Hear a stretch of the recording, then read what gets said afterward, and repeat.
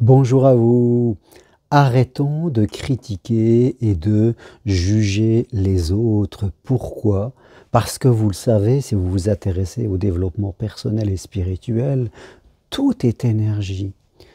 Le monde n'est que synchronisation et attirance. Donc, si dans mon vocabulaire j'utilise des jugements, j'utilise des critiques, cela veut dire qu'à l'intérieur de moi, je ressens ces jugements, je ressens ces critiques, c'est-à-dire que je risque fort de développer des émotions telles que la colère, l'agacement, la frustration, la jalousie, voire la culpabilité, toutes ces émotions qui sont des sentiments de l'ego.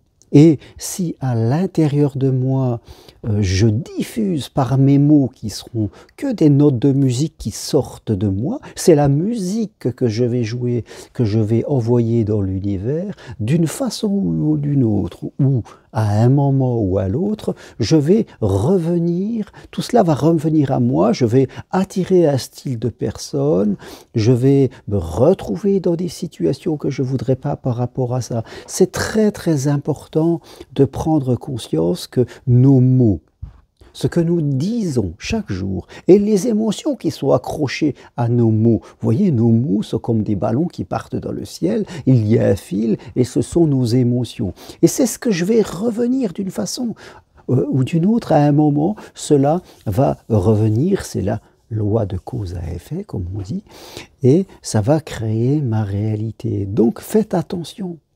Il faut travailler sur notre inconscient parce que tout notre inconscient, je dirais, c'est nos programmations, notre mémoire à l'intérieur de nous. C'est comme s'il y avait un disque dur et c'est ça qui envoie nos mots. Ayez conscience que la parole a un pouvoir. La parole a un pouvoir comme les images que nous nous faisons à l'intérieur de nous. C'est un vrai pouvoir de réalisation, ce que nous voulons dans notre vie. Donc, si je critique, je ne peux pas avoir des images, je dirais, positives par rapport à ce que je veux. Si j'utilise des mots, c'est que dans mon esprit, à l'intérieur de moi, dans mon moment intérieur, j'aurai les images qui vont avec et tout cela va faire que ça va devenir ma réalité d'une façon ou d'une autre, je vais attirer certaines personnes et pas d'autres. Donc, à partir d'aujourd'hui, je vous le dis, rééduquez votre langue. Faites de la méditation chaque jour. La méditer, ça veut dire regarder à l'intérieur de soi, qu'est-ce qui se passe. Posez-vous toujours la question, qu'est-ce qui se passe à l'intérieur de moi. Faites de l'auto-hypnose, c'est-à-dire vous allez vous réciter des programmations. Vous allez dire à votre inconscient ce que vous voulez. À partir d'aujourd'hui, je vais de mieux en mieux.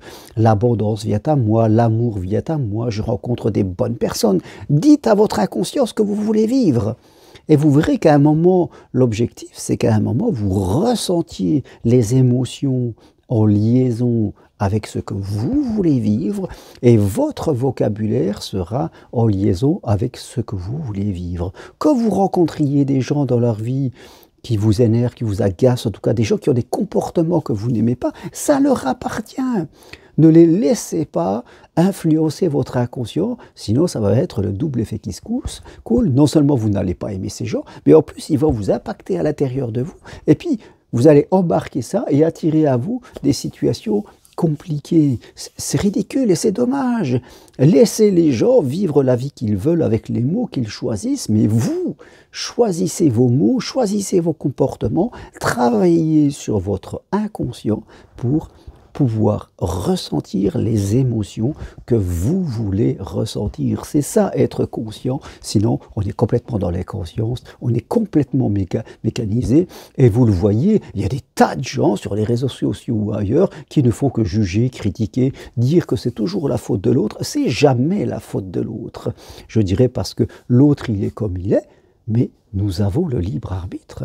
Nous avons le choix de décider de parler et de nous comporter comme nous le désirons en fonction de ce que nous voulons. C'est ça le libre arbitre. Mais dire que c'est toujours la faute de l'autre, Ça sert à rien, ça sert à rien. Je veux dire, ça montre à quel point vous êtes dans l'inconscience et que vous n'arrivez pas à utiliser votre propre libre arbitre. Donc, c'est très important que vous intégriez cette notion de développement personnel et spirituel pour aller vers ce que vous désirez vivre.